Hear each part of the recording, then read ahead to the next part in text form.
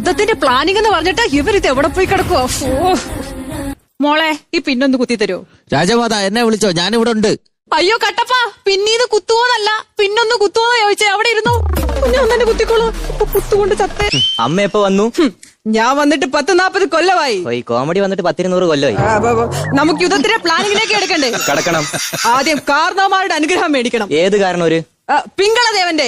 എനിക്ക് ഒന്നാമത് അങ്ങേരെ കണ്ണെടുത്താ കണ്ടൂടാ. ഇപ്പൊ കൂടെ വരുന്ന വഴിക്ക് ഞാനും അങ്ങേരും തമ്മിൽ ചെറുതായി ഒന്ന് ഉരസിയുള്ളൂ. പിന്നെ ആ ഒരു കൈ തളർന്നിരിക്കുന്നവനെ ഞാൻ എന്താ ഒന്നും ചെയ്യാത്തെന്നറിയോ? എന്താ? അല്ല, ഒരു കൈ മാത്രമേ തളർന്നിട്ടുള്ളൂ.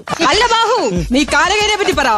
കാലകേൻ വളരെ ശക്തിശാലിയാണ്, വളരെ വലിയൊരു സൈന്യം അവർ. നിർത്ത്. നിനക്കെന്തത്ര ഗാംഭീര്യം? നീ രാജാവായിട്ടില്ലല്ലോ. ഇല്ല. ആവാൻ പോണല്ലോ.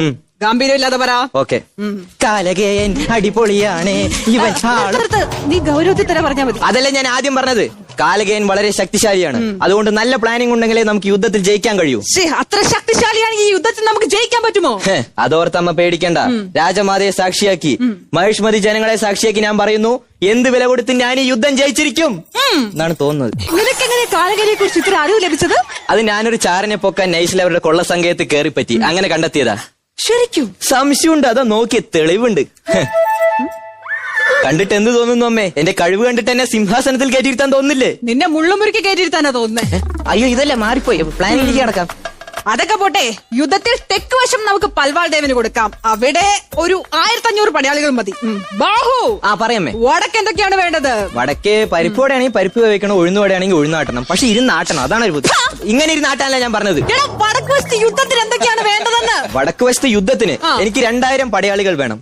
പിന്നെ ഇത് ഇവിടെ കണ്ടോ, ഇവിടെ ഞാൻ ഒരു ആനപ്പട ഇടാം. അവിടെ ആനയ്ക്കോടാനുള്ള സ്ഥലമില്ലല്ലോ. ശരി, എന്നാ ഞാനിവിടെ ഒരു കുതിരപ്പട ഇടാം. അവിടെ കുതിരയ്ക്കോടാനുള്ള സ്ഥലമില്ല ബാഹു. എന്നാ ഞാനിവിടെ ഒരു അമ്പ് വിടുന്ന മെഷീൻ ഇടാം. അമ്പ് വിടുന്ന മെഷീൻ ഇവിടെ ഇടാന്നാണോ നീ പറയുന്നത്? പിന്നെ എനിക്കിവിടെ പാനിപ്പൂരി കട ഇടാൻ പറ്റുമോ? ചോദിക്കുന്നതിനൊക്കെ തർക്കുത്തരം പറഞ്ഞ അവസാനം യുദ്ധം എങ്ങാനും തോറ്റ അവര് കുന്തം കൊണ്ട് നിങ്ങളുടെ തലയുടെ 4 ഭാഗത്തും തുളയിടും. എന്നിട്ട് അതാ നടുവിൽ റെഡ് കോയിൻ ഉണ്ടല്ലോ, ഒരു ക്യാരം ബോർഡ് കളിക്കുമായിരിക്കും. ബാഹു, നീ അമ്മയെ അപമാനിക്കാൻ തുടങ്ങിയല്ലേ? ആരോരുമില്ലാത്ത നിന്റെ അമ്മ ഈ കയ്യിലേക്കാ പെറ്റിങ്ങോട്ട് ഇട്ട് തന്നത്. ഞാൻ ഇത്ര ഇമോഷൻ ഇട്ടിട്ട് നീ എന്താണ് റിയാക്ഷനിലാണ് നിൽക്കുന്നത്? അല്ല, എനിക്ക് മനസ്സിലായില്ല. എന്ത് കയ്യിലെന്തിനാ പെറ്റിക്കൊണ്ടിട്ട് വരുന്നത്? ഇവരൊക്കെ ഉണ്ടാക്കിയ നേരം എന്താണ് ഒന്നുമില്ല. യുദ്ധത്തിന്റെ പ്ലാൻ ഉണ്ടാക്കാന്ന് പറയായിരുന്നു. പ്ലാൻ ഞാൻ ഓൾറെഡി ഉണ്ടാക്കിയിട്ടുണ്ട്. ദാ കണ്ടില്ലേ, ഈ പട തെക്ക് നിന്നും വരുന്നു പൽവാൾ ദേവന്റെ. ശരി. ഇത് വടക്ക് നിന്നും വരുന്നു എന്റെ. ഓക്കെ. അല്ല, മെതേതായി പട എവിടെ നിന്ന് വരുന്നു?